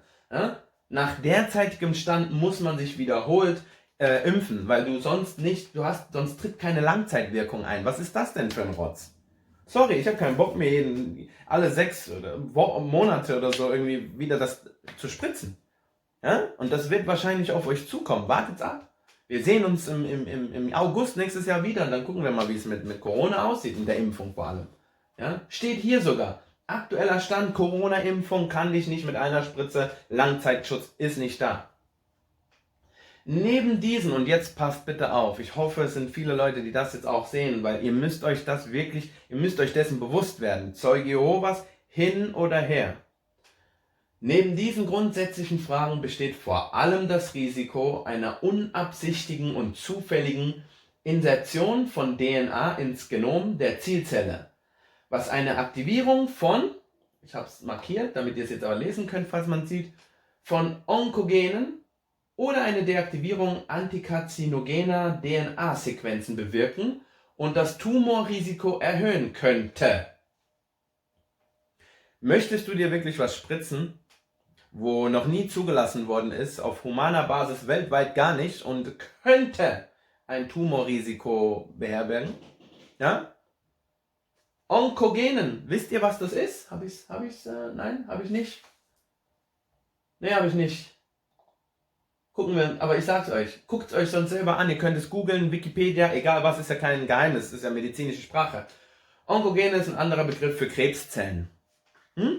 So, ich lese diesen Satz nochmal vor und ersetze das Wort, dieses Fachchinesisch, mit dem richtigen Wort, dass es alle verstehen. Neben der grundsätzlichen Frage besteht vor allem das Risiko einer unabsichtigen und zufälligen Insertion von DNA ins Genom der Zielzelle, was eine Aktivierung von Krebszellen oder eine Deaktivierung antikarzinogener DNA-Sequenzen bewirken und das Tumorrisiko erhöhen könnte. So, mein lieber Zeuge Jehovas, Jetzt weißt du es, jetzt kannst du nicht mehr, der Aaron hat es, jetzt weißt du es. Und mein Video gibt es ja jetzt mittlerweile auch oft noch im englischen Untertitel. Also, falls du das Video gerade auf Englisch gesehen hast und du hast alles hier definitiv verstanden, mein lieber Zeuge, wenn du dich jetzt, und schick das gerne auch rum, dass die das sehen, wenn du dich jetzt bewusst für die Covid-19-Impfung entscheidest, zeugt es noch von Liebe und Respekt Gott gegenüber, wenn ich meinem Körper ein kostbares Geschenk von ihm bewusst ruiniere?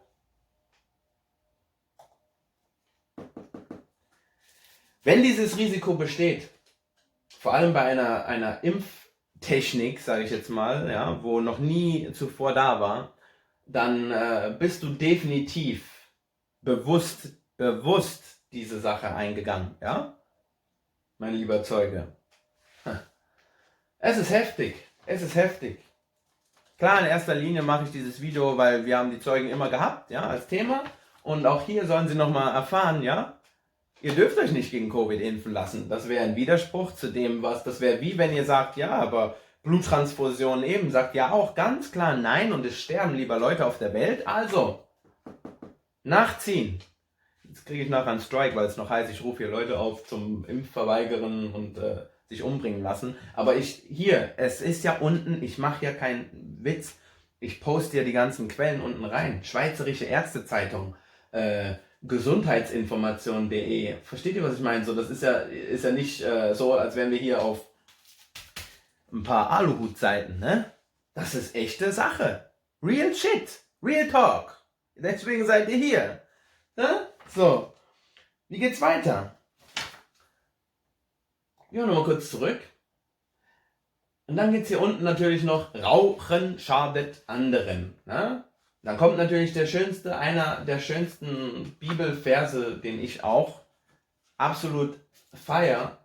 Du sollst deinen Nächsten lieben wie dich selbst. Ja? Ihr wisst es aus meinen ersten Videos schon. Das ist wirklich Matthäus 22, 39. Sehr, sehr schön. Das kann man nicht falsch verstehen. Ja?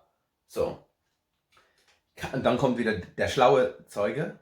Kann man wirklich sagen, dass ich meine Familie und meine Mitmenschen liebe, wenn ich sie zu Passivrauchern mache? So ein Schwein. Ja? Bezieht es jetzt wieder, und ihr habt jetzt die Informationen von mir bekommen auf den Impfstoff. Ja? Kann man wirklich sagen, dass ich meine Familie und meine Mitmenschen liebe, wenn ich sie dazu ermuntere, sich gegen Covid-19 mit diesen Impfstoffen impfen zu lassen? Liebe deinen Nächsten wie dich selbst. Ey, lass dich mal impfen. Und in 5, 6, 7 Jahren, 10 Jahren passiert irgendwas und nachher wird zurückverfolgt, oh, könnte. Dann kommt auch das Wort könnte, weil die Pharmaindustrie ist nicht dumm. Die haben ihre Verträge schon aufgesetzt und haben sich absolut in den Hintergrund gezogen und gesagt, bei möglichen Impfschäden, egal was es ist, Haftung ausgeschlossen, wir haften für gar nichts. Und da sollte doch schon was bei euch leuchten, nicht? So. Empfiehl es deinen Mitmenschen. Und nachher passiert denen was. Nächstenliebe. Zeugen Jehovas dürfen sich nicht impfen lassen gegen Covid-19 aktuell. Mit diesen Impfstoffen nicht. Nein, nein, nein. Ja? Und dann habe ich hier für euch noch zum Abschluss auch noch eine gute Seite gefunden. Und dann haben wir es auch schon. Soll ich sagen? Irgendjemand wird es bestimmt kommentieren, also werde ich schon mal sagen. Ja, die Seite heißt quarks.de, weil da wahrscheinlich nur rumgequarkt wird und Quark erzählt wird. Ahaha, wir haben alle gelacht. Okay, jetzt ist er raus. Quarks.de, dort ist ein Artikel. Darum sollten wir nicht auf einen Impfstoff warten. Ja, ich zeige euch das jetzt, falls ihr es nicht sehen könnt. Ich möchte fair bleiben. Dieser Artikel ist vom 18. Juni dieses Jahr gewesen. Ja, also er ist nicht mehr auf dem neuesten Stand. Darum geht es aber auch gar nicht. Es geht um die wertvollen Informationen, die hier nämlich gesagt werden. In diesem Artikel geht es nämlich darum, damals am 18. Juni waren ja alle noch am Suchen, Impfstoff, und wenn wir dann einen haben, dann wird die Welt wieder schön sein, Paradies und alles tralala, ne? War doch so. Haben wir alle gedacht und denken ja viele noch immer. Wenn der Impfstoff jetzt da ist, dann schaffen wir es. Obwohl jetzt die Mutation da ist und niemand weiß, okay, wenn ich mich geimpft habe, jetzt aktuell, und das ist noch nicht mal richtig Langzeit untersucht worden, was passiert dann mit der Mutation. Damals waren wir alle noch, Impfung ist die Hoffnung, oder? Das ist aus der Zeit. Und dann geht es hier natürlich wieder rum so, der Impfstoff geht als Ausweg aus der Krise. Die sagen auch hier schon, es heißt, die Corona-Pandemie sei erst vorbei, wenn ein Impfstoff vorliegt. Ja? So. Die gehen hier so auf so viele Sachen ein, das muss man einfach nennen. Und das weiß jeder, der zuguckt, egal wie alt du bist. Es ist ein Millionengeschäft. Ein Millionengeschäft für wen? Für die Pharmakonzerne. Pharmaunternehmen, das ist eine Goldgrube, steht hier, ja? Wer zuerst einen zuverlässigen Impfstoff zugelassen und auf den Markt bekommt, dem winken Milliarden Gewinne. Es ist deshalb nicht verwunderlich, dass weltweit bereits mehr als 180 Impfstoffkandidaten erforscht werden. DNA- und mRNA-Impfstoffe, ja, sind ja aktuell, müsst ihr euch geben, 180 Impfstoffkandidaten wurden dieses Jahr, nur dieses Jahr ging es los, wie ein Schuss, bumm, und alle fangen an zu forschen. Jetzt müssen wir, so, 180 Stück, ja, gebt euch das. 6-mal mehr, als seit den 80ern gegen AIDS getestet wurde und damit so viel wie für keine andere Infektionskrankheit.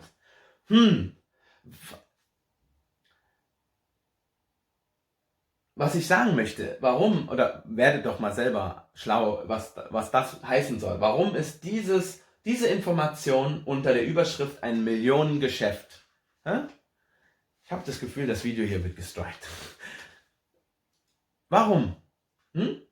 Es ist ein Millionengeschäft. AIDS seit den 80ern wird getestet und gemacht und geforscht. Ist ein Virus. Ja, HIV. So. Bis heute. Bis fucking heute. 40 Jahre später. Es ist immer noch nicht geheilt. Warum? Kann man mit AIDS ein Millionengeschäft machen?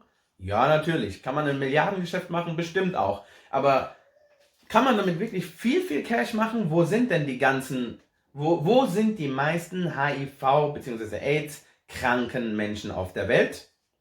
Ich sage es nicht. Ihr wisst es. Ja?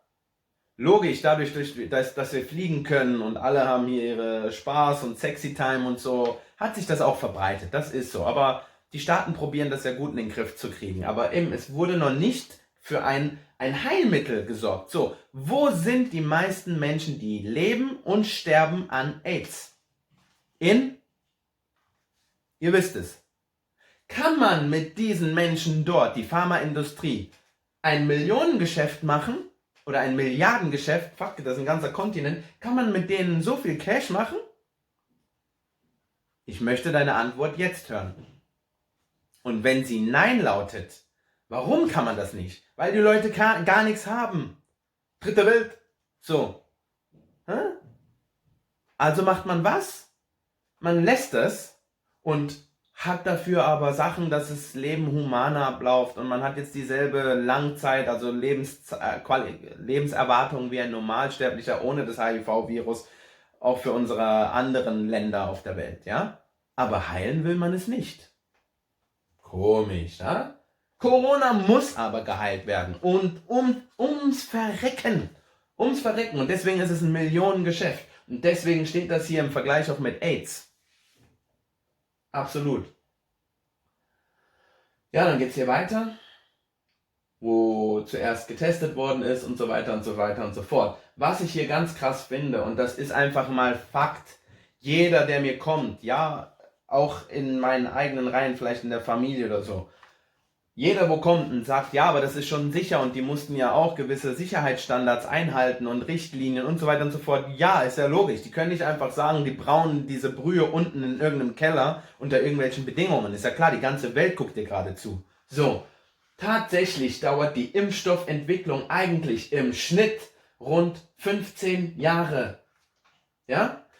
Kurz gesagt, Impfstoffe und Arzneimittel müssen sich in mehrstufigen Verfahren beweisen. Ja, und dann schrittweise und für gewöhnlich über mehrere Jahre überprüfen die Wissenschaftler und Wissenschaftlerinnen, ob der Wirkstoff sicher und verträglich ist und ob er die Krankheit effektiv verhindern kann. Zuerst im Labor, dann an den Tieren und schließlich an Menschen. Anschließend dauert auch die Produktion, um Millionen oder Milliarden von Impfdosen zu produzieren. Für herkömmliche Impfstoffe müssen Hersteller mehrere Monate einkalkulieren. Okay? So, ihr habt das alles jetzt gerade gehört. Und wie schnell ging das mit Corona? Wie will man das alles, was man in 15 Jahren macht, innerhalb von guten 8, 9 Monaten gemacht haben? Ja, es wurde ja schon vor 10 Jahren und so an DNA-Impfstoffen und so geforscht. Ja, und jetzt, wo Corona kommt, verabreicht man sie Menschen. Mann, Leute, echt, werdet wach. Ja? Was ich euch noch zeigen möchte. Die gehen dann natürlich auf dieser Seite auch hin und sagen, hier sind 5 Gründe, warum man seine Hoffnung, warum eine Impfung nicht das Goldene vom Ei ist, warum man seine Hoffnung etwas zügeln sollte. Ja? Abgesehen mal hier, Nummer 1, die meisten Impfstoffkandidaten scheitern. Überspringen wir gerade. Wir haben ja jetzt hier bei uns in Europawelt schon Moderna in Amerika, wo so gut wie zugelassen sind oder schon zugelassen sind. Es handelt sich um eine noch wenig erforschte Art des Impfens. Ja? Das ist nun mal so. Wissen viele nicht. Auch in der Wirkungsweise machen sie sich bemerkbar. Entschuldigung, okay, jetzt spinnt gerade mein PC.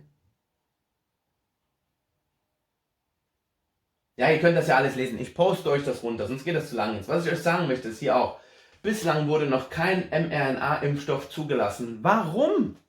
Ja, warum? Werdet hellhörig. Ja? Dabei wird er schon Jahrzehnte an ihnen geforscht. Die Pharmaunternehmen wittern eine noch nie dagewesene Chance, ihre Kandidaten auf den Markt zu bringen. Ja?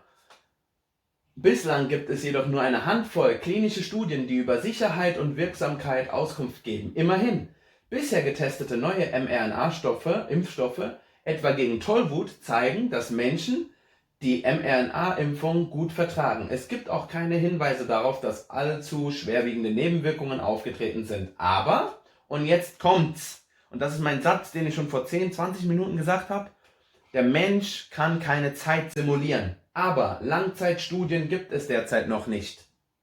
Ja, da kommt nochmal das, was wir schon eben angeguckt haben. Der mRNA-Impfstoff gegen Tollwut konnte in den eingesetzten Dosen nur rund 4 Monate vor der Infektion schützen. Kein Vergleich zu der Standardimpfung, die mehrere Jahre oder gar ein Leben lang immunisieren. Ja? Die anderen Impfungen, die euch alle ja gibt und so, die wir uns alle gegeben haben und so, da bist du ja ein Leben lang geimpft. So, und bei den mRNA-Stoffen, jedenfalls mit Tollwut, nicht mal 4 Monate konnte der schützen. Ja? So, aber bei Corona, da würde ich ein bisschen aufpassen. Und das ist einfach einer der größten Gründe, einfach, wo man sagen muss, es ist aktuell so, da kann man mir sagen, was man möchte, es ist Fakt, gefährliche Nebenwirkungen ausschließen und das kann man nicht, ja. Ein weiteres Problem, das man bei Impfungen ausschließen muss, ist das sogenannte Immune Enhancement. Damit ist gemeint, dass das Verabreichen ungeeigneter Wirkstoffe den Körper im Fall einer Infektion nicht schützt, sondern den Krankheitsverlauf sogar verschlimmert. Und das kommt vor, das ist kein Geheimnis, das weiß man. Heute hat jeder Internet und kann doch recherchieren unter seriösen Quellen. Ja, hier sagen sie sogar bei ersten Tierstudien, wo sie das vorherige SARS-Coronavirus mit Antikörper gespritzt haben, taten die Antikörper nicht das, was sie sollten. Die Forscherinnen und Forscher mussten ihre Impfung verändern. Ja, da sind dann Tiere verreckt. Zum Glück keine Menschen. Deswegen, es gibt einen Grund, warum eine Zulassung so lange dauert. Weil da Sachen gemacht werden müssen und es braucht Zeit. Da sind Tiere krepiert. Ja. Was haben wir noch? Ja, das ist das Thema. Zulassungsbehörde sagen, Sicherheit geht vor. Ja, da kann sich ganz ehrlich jeder denken, was er will. Und Schweinegrippe-Debakel darf sich nicht wiederholen. Da geht es auch noch um das H1N1-Influenza damals, 2009. Das war auch ein Witz. Der Witz des Jahres. Witz des Jahres. Und zum Glück haben sich viele nicht gegen die Schweinegrippe so impfen lassen, was das. Es wird immer schwerer, die Wirksamkeit zu überprüfen. Das ist auch so. Dann geht es um die Risikogruppe. Impfzwang und Impfpässe werden abgelegt. Manche Menschen können sich nicht impfen lassen. Ja. So. Das ist sehr, sehr interessant. Die Seite poste ich euch auch nochmal unten.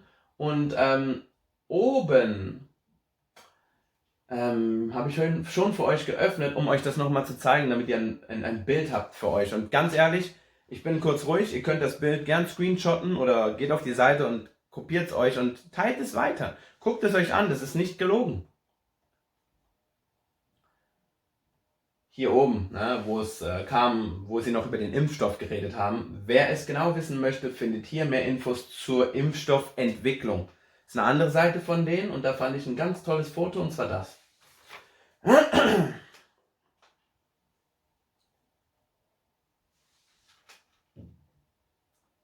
Phasen der Impfstoffentwicklung, ja? Normalerweise, weltweit. Forschung und Entwicklung ist zwischen 8 und 17 Jahre. Die kosten zwischen 3 und 800 Millionen Euro, okay? Und hier wird dann mit einem Pfeil gezeigt, in Jahren ungefähr, wie lange das dauert. Und dann bist du hier bei der Herstellung schon alleine bei zwischen 2 und 5 Jahren. Corona. Schütteln wir mal so raus. Hatten wir schon lange. Haben es euch nur vorenthalten. Ja. Klinisch dann circa 4 bis 7 Jahre. Und in diesen circa zwischen 2 und 7 Jahren werden erstmal noch diese ganzen Phasen durchlaufen. Phase 1, Sicherheit, Immunität. Phase 2, Dosisimmunität, Sicherheit wieder. Da geht es um Sicherheit. Die Würde des Menschen ist unantastbar. Jemand zwingt dich nachher, dir irgendwas zu spritzen. In manchen Ländern hast du Impfpflicht, Impfzwang. Deine Kinder dürfen dann nicht in eine Tagesstätte oder so vom Staat und so Sachen. Da geht es um Sicherheit, weil ich kann doch meinem Kind nicht zutrauen oder zumuten, dass es gespritzt wird gegen etwas, wenn ihr nicht das 20.000 Mal umgedreht habt und geguckt habt, ja, es ist sicher. Und das wird normalerweise hier gemacht. Sicherheit, Phase 2.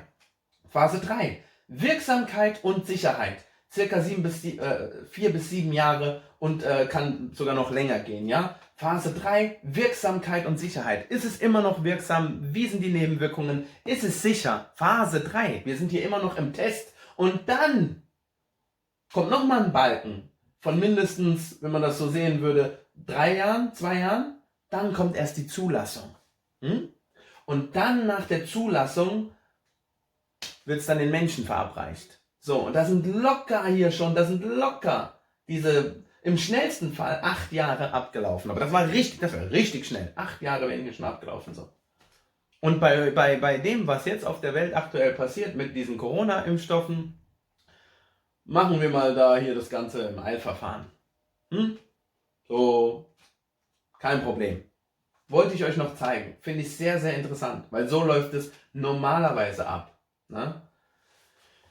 Meine guten Zeugen, möchtest du dich jetzt immer noch gegen Corona impfen lassen? Oder hattest du es nie vor? Wenn du es nie vorhattest, weil du diese Bedenken hattest, dann bist du ein guter Zeuge aktuell. Falls nicht, dann überdenk dir das nochmal, weil sonst liebst du deinen Gott nicht und respektierst ihn nicht, weil du schadest ja bewusst deinem Körper. Solange du das nicht widerlegen kannst und die Fragen beantworten kannst, was passiert denn in 5 Jahren oder schon in einem Jahr, wir wissen es nicht, oder in 10 Jahren, werde ich impotent, Autoimmunkrankheiten, bilden sich Tumore, habe es euch auch nochmal gezeigt, dieser fachchinesische Ausdruck, onkogenen Krebszellen, Tumorbildung. Ja, in 10 Jahren können viele dann hingehen und sagen, oh, beim Doktor, ja, ich muss Ihnen leider was sagen, ja. Ja, wir haben jetzt gerade beim Screening festgestellt, Sie haben Krebs. Das ist nicht lustig. Ja, das möchte ich hier absolut nochmal klarstellen. Das ist nicht lustig. Ihr seht, das Thema ist mir verdammt ernst. Es ist nicht lustig.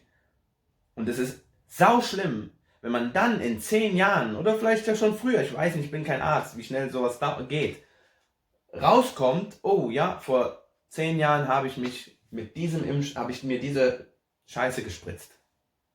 Es ist zu spät, wenn es mal in dir drinne ist. Was machst du dann? Ja? Tumorentwicklung. War vielleicht nie in deinem DNA, in deinem Bauplan drinne. Aber dann unabsichtigt und zufällige Insertion von DNA ins Genom der Zielzelle und dann zack, Tumorrisiko erhöht. Und vielleicht passiert es dann. Was machst du dann? Ihr müsst vorher nachdenken, wirklich, vorher. Ja? Und jetzt möchte ich euch noch was zeigen, allen Zuschauern und auch Zeugen und Ex-Zeugen. Mit einem bitteren Beigeschmack wird das Video natürlich jetzt enden. Eine super Seite, avoidjw.org. Poste ich natürlich wieder einen Link unten rein. Ist eine super Seite, wenn ihr eben immer so auf der Lauer seid zu den Zeugen und was sind die neuesten Themen und ich will alles wissen von A bis Z meistens und so, dann kann ich diese Seite auch empfehlen. Was auch sehr nice ist, ihr könnt dann hier hingehen und eure Sprache eingeben und aussuchen. Da hat es wirklich recht viel und wir gehen jetzt auf German. Passt mal auf, was bei German kommt. Babam! Ist übersetzt. Über 5000 Zeugen Jehovas sind aktuell an Covid-19 oder mit Covid-19 gestorben. Fucking 5000! Wisst ihr, was 5000 Zeugen Jehovas sind bei gerade mal 8 Millionen Zeugen? Das sind verdammt viel. Das ist ein Beitrag. Wenn man auf den draufklickt, genau, dann ist das jetzt in Deutsch, ja. Und ich habe mir das natürlich schon angeguckt, ich bin vorbereitet, ich erkläre euch das noch kurz, ja. In einer Ankündigung vom November 2020, in der die Mitglieder angewiesen wurden, während der Covid-19-Pandemie Vorsichtsmaßnahmen zu treffen, wegen Kongressen, Versammlungen, von Tür zu Tür predigen und so. Ihr wisst ja, wie es ist, die schicken ja gerne dann mal die leitende Körperschaft ein paar Briefe ruhig, sagen, ey, ihr habt das so zu machen, jetzt müsst ihr so machen. In den USA wurden sogar irgendwie so Ghost-SMS verschickt, habe ich gehört, oder so Steine, wo Bibelverse drauf standen und so für den Zeugen. Die werden da sind richtig einfallsreich. Und dann eben geht die leitende Körperschaft hin und streut dann so Briefe aus und sagt, ey, ihr müsst jetzt so und so handeln, aktuell wegen Covid-19, ja? So ein Schreiben ist das. Na? Und das Schreiben, ich weiß nicht wieso, auf dem Handy kann man hier, wenn ihr unter Ankündigung, wenn man da drauf drückt, vielleicht auch, weil es jetzt auf Deutsch übersetzt ist, dann kommt das Original Schreiben. Ich habe es gesehen, also ich poste ja den Link runter, dann könnt ihr selber gucken. Weil man unter Ankündigung ist ein Hyperlink, kann man draufklicken, dann kann man das Dokument einsehen. Wurden Vorsichtsmaßnahmen zu treffen, enthüllten die Zeugen Jehovas, dass über 130.000 Anhänger mit dem Virus infiziert waren und mindestens 5.000 gestorben sind. Das ist verdammt viel und es ist traurig zu hören. Jeder tote Mensch, vor allem ein guter Mensch, der sich halt einfach nur blenden lassen, das tut mir leid, ja. Worauf ich hinaus will, die gehen jetzt selber nachher hin und rechnen das mal runter, wie hoch eigentlich die Zeugen Jehovas, also das ist ja, ich meine hier, bis zum 5. November 2020 gab es mehr als 48,5 Millionen Menschen, die mit Coronavirus infiziert waren oder waren. Davon gab es mehr als 1,2 Millionen Tote. Und jetzt verglichen mit den Zeugen, ja, November dieses Jahr 48 Millionen Menschen infiziert, 1,2 Tote bei 48 Millionen. Zeugen Jehovas, Höchststand 2019 sogar war 8,6 Millionen Mitglieder. Anhand dieser Zahl stellen wir fest, dass 1,5% der Zeugen Jehovas weltweit Covid-19 unter Vertrag eben angenommen haben, das ist übersetzt worden. Wie ist das im Vergleich zur allgemeinen Bevölkerung? Und das müsst ihr euch jetzt mal geben. Bis zum 5. November 2020 leben rund ca. 7,8 Milliarden Menschen auf diesem Planeten. Anhand dieser Zahl stellen wir fest, dass 0,6% der Weltbevölkerung an Covid-19 erkrankt ist. Dies bedeutet, dass die Zeugen Jehovas 2,5 Mal mehr Fälle haben als die ganze Welt. Betrachten wir die Todesfälle als Prozentsatz. Bei mehr als 5000 Todesfällen haben mehr als 3,8 der Covid-Fälle bei Zeugen Jehovas zum Tod geführt. Im Vergleich dazu gab es weltweit 1,2 Millionen Todesfälle. Dies bedeutet, dass etwa 2,5% der Covid-19-Fälle zum Tod führten. Dies bedeutet, dass die Zeugen Jehovas 1,5 Mal so viele Todesfälle haben wie die ganze Bevölkerung, runtergerechnet jetzt auf die lebbigen 8 Millionen Mitglieder. Aber höher als die ganze Welt im Vergleich. Das ist doch krass. Hm? Und dann gehen sie nachher da drauf, woran kann das liegen? Zeugen Jehovas haben zu 50%, also von den Mitgliedern her, wo weniger gebildet sind. Das habe ich euch schon mal gesagt in einem von meinen unzähligen Videos. Zeugen Jehovas sind einfach ungebildetere Menschen. Es ist nicht Boko Haram, aber ja, Bildung und Karriere ist so ein Ding. Muss man ja nicht so in dieser Welt Satans machen, weil das lohnt sich nicht. Ja? Also wird nur wirklich für den Herrn gelebt, für Gott Jehova und das weltweite Königwerk und Predigtwerk und schön Geld spenden, Säle bauen und dann wieder verkaufen, aber immer schön ungebildet bleiben. Und vielleicht hat das auch was damit zu tun, dass so abnormal überprozentual Menschen gestorben sind bei den Zeugen Jehovas. Meine Frage, und damit beende ich dieses Video, ist, und wir gehen auch ein dort in dem Video. Wenn sowas passiert, ja, mein lieber Zeuge Jehovas, der mir gerade zuschaut, oder auch Interessierte, wo überlegt, nochmal zurückzugehen. Wenn sowas doch passiert jetzt aktuell, abgesehen mal davon, dass die euch vorgemacht haben, ja, das ist jetzt ein Zeichen des Systems der Dinge, jetzt wird Hamagedon bald kommen, das ist das, was in der Bibel steht, Offenbarung, bla bla bla, tralala, alles mal beiseite. Bei diesen Zahlen, die nicht gelogen sind, weil es steht hier in eurem Rundbrief, 5000 Tote und ihr habt das jetzt gesehen, viel zu viel im Gegensatz, was die Welt sogar durchmachen musste, würde Jehova Gott, euer Gott, so etwas zulassen bei seinem eigenen einzigen Volk, dass dort sogar die Sterblichkeitsrate und alles noch viel höher ist als auf der gesamten bösen Welt, die ja von Satan ist, dass es denen besser geht als euch? Fragt euch das selbst. Fragt euch das bitte selbst. Ja? Ob ihr das auserwählte Volk seid von Gott Jehova oder irgendwem, ja? Wenn euch unter euren Reihen so etwas passiert, jetzt aktuell mit Covid-19, Und damit beende ich das Video, Leute. Ich danke euch vielmals. Ich hoffe, es filmt noch. Oh mein Gott, ich traue mich gar nicht zu gucken, aber ja. Ich danke euch vielmals. Ja, fleißig Kommentare schreiben. Abonniert die es noch nicht gemacht haben, damit ihr immer auf dem neuesten Stand seid. Das nächste Video ist schon in der Pipeline, das habe ich euch gesagt. Es wird sehr, sehr spannend und es wird definitiv meinem Motto getreu, wo ich ja eben jetzt neu habe. Das möchtest du nicht hören. Ich glaube, damit werden viele Leute nicht einig sein. Aber ich komme mit Fakten. Ich werde mit Fakten kommen. Ist so. Ich danke euch vielmals. Bleibt gesund und munter. Nehmt euch das bitte ein bisschen zu Herzen, okay? Ich weiß nicht, wie ich das sagen soll, aber eure Gesundheit ist natürlich sehr wichtig, ja? Und wenn jemand von euch natürlich für sich vereinbaren kann, sich einen Impfstoff zu spritzen und gewisse Faktoren ausblenden möchte für sich, scheuklappenmäßig, dann ist das okay. Macht das mit euch selber aus. Kein Mensch hat einem anderen Mensch zu sagen, wie er zu leben hat und was er zu tun hat. Man kann sich nur seine Meinung über diese Person nachher bilden und auch frei sprechen. Aber man kann es niemandem aufzwingen. Da bleibe ich dabei. Ja? So viel dazu. Ich hoffe, ihr bleibt alle gesund. Macht euch nicht so verrückt wegen dem Corona-Thema, weil genau dieses ganze Stress und immer so aufgescheucht sein, das macht einen innerlich schon kaputt und macht dich anfälliger gegen Krankheiten und auch eventuell gegen dieses Coronavirus.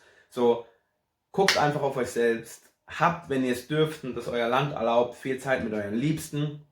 Und ja, ich hoffe, ihr habt ein schönes Fest, eine schöne Weihnachtszeit. Und wir werden uns dieses Jahr definitiv nicht mehr sehen. Das war's jetzt für dieses Jahr. Ich wünsche euch schöne Silvester, einen guten Rutsch. Rutscht nicht zu stark. Trinkt einen für mich mit. Für die, die nicht trinken, trinkt einen alkoholfreien, einen Rimus für mich mit. Feiert schön und ganz ehrlich, scheißt auf dieses Jahr 2020. Auch wenn schöne Sachen passiert sind. Meine Tochter wurde geboren, also das ist so sowieso mega schön für mich. Aber es ist sehr viel Schlimmes auch passiert. Lasst das hinten. Wie mit den Zeugen Jehovas. Lass Vergangenheit sein und schau in die Zukunft. Okay? 2021, wir gucken, was kommt. Alles klar? Macht's gut. Bis dann. Euer Aaron. Ciao.